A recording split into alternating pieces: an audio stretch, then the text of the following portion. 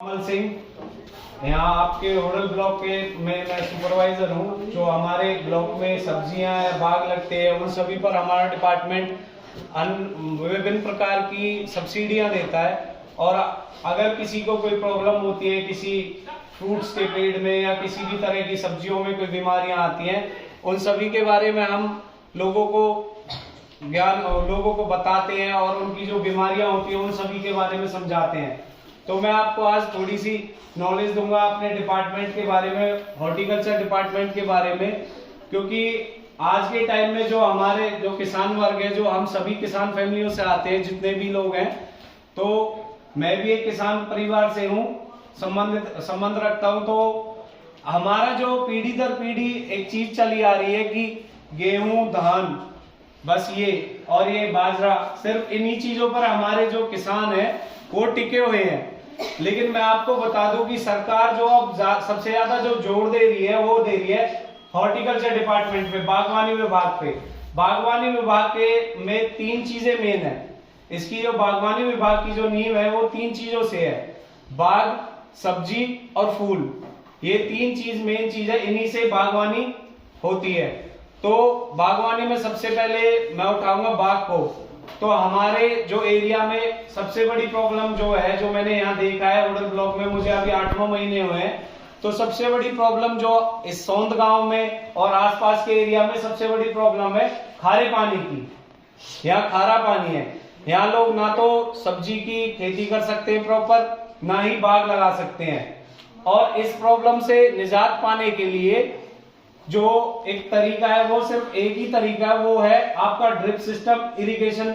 जो इरिगेशन जो आप अपने इसको बाग को या सब्जियों को जो पानी देते हैं, उस इरिगेशन सिस्टम में हम सुधार करें। वो सुधार किस तरह से आएगा? वो ड्रिप इरिगेशन या स्प्रिंकलर इरिगेशन से। स्प्रिंकलर इरिगेशन जो होता है, आपने देखा होगा, फुहारा से चलता है। फुहारा होता है, वो चारों तरफ पानी फैलाता है। उसमें क्या है कि सबसे मेन चीज है, हमारी पानी की वेस्टेज सबसे कम होती है उसमें। और दूसरा ड्रिप इरिगेशन वो होता है जो टपका सिंचाई, जो बूंद दर बूंद पानी डलता है, आपकी सब्जियों की जड़ में जाता है सीधा, और उसमें या फिर बाग हो तो आपके पौधे की जड़ में पानी जाएगा।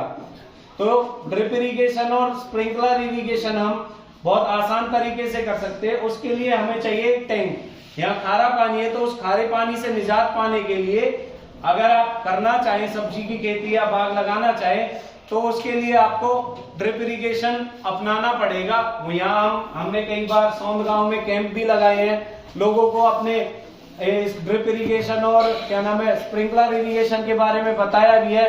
लेकिन दिक्कत एक और है कि लोग यहाँ उसी परंपरागत चीजों पर चलना चाहते हैं, उन चीजों में ध्यान नहीं दे रहे जो हम बता के जाते हैं। तो अगर आप आज इसीलिए थोड़ा सा हमारे जो लेक्चर लगाए वो इसलिए लगाए कि आजकल मम्मी पापा जो है वो थोड़ा बच्चों की भी मानते हैं।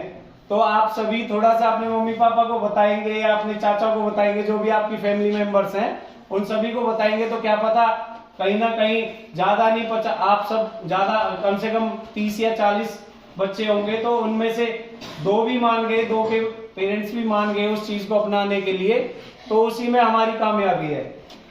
उसमें ड्रिप इरिगेशन में क्या है कि अगर आप एक टैंक बना लो, टैंक जैसे आपने वैसे भी बना रखा होगा, मान लीजिए आप पानी स्टोर करते होंगे, जो वहां टैंक बना रखा होगा, तो आप टैंक बनाते हो, उस टैंक में आप मीठा पानी कोई भी टैंकर मंगवा लीजिए, टैंकर से आप मीठा पानी भरिए, अपने खेत के पास टैंक बनाइए। और ड्रिप इरिगेशन जो होता है, जो टपका सिंचाई है, अगर आप टपका सिंचाई इस्तेमाल करेंगे तो आपका वो एक टैंक पानी आपके लगभग 2 से 2.5 महीने चलेगा।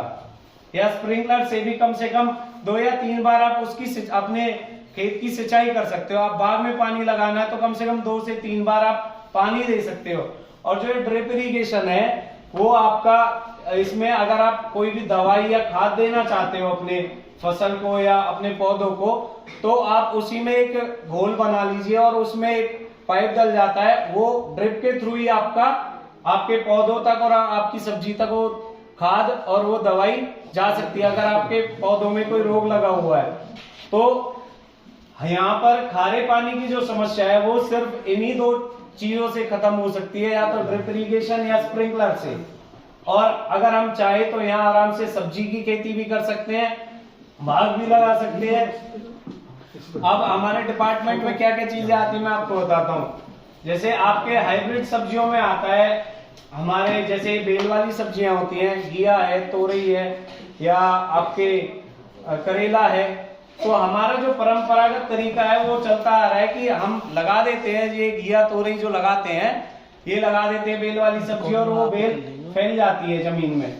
तो जमीन में जब फल आता है उसमें, तो आप सभी ने कभी ना कभी नोटिस किया होगा कि आपके उस फल पे घिया तोरई या करेला जो भी होगा आपका बेल वाली सब्जी का, उस वो दागी होता है, थोड़ा सा दागी होता है, उस पे दाग आ जाता है, या फिर वो टेढ़ा मेढ़ा होता है। वो किस लिए होता है? वो इसलिए होता है क्योंकि आपकी जो जमीन में वो फल होता है ना, वो मिट्टी से वो दागी हो जाता है।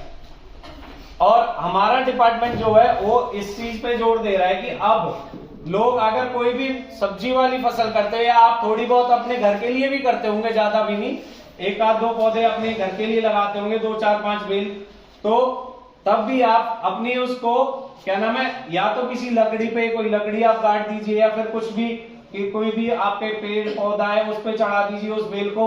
उससे क्या है कि जो आपकी जो फ्रूट आएगा ना, वो दागी नहीं होगा, वो एक तो सीधा रहेगा, आपके वो फ्रूट दागी नहीं होगा, ना ही उसमें कोई कीड़ा लगेगा।